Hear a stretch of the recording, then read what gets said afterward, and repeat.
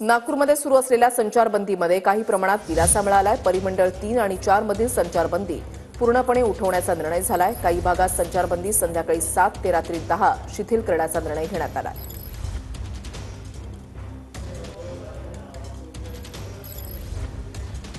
नागपुरात झालेल्या राड्यानंतर नागपूरच्या काही भागात संचारबंदी लागली होती, मात्र काही भागांमध्ये आता काहीसा दिलासा मिळताना या संचारबंदीपासून आपल्याला पाहायला मिळतो आहे।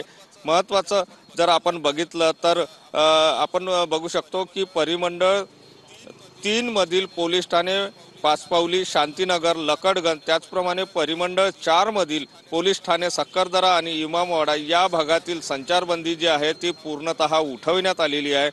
तर दुसरीकडे आपण जर बघितलं तर जास्तीत जास्त प्रभावित झालेला जो परिसर होता तो म्हणजे परिमंडळ 3 मधील कोतवाली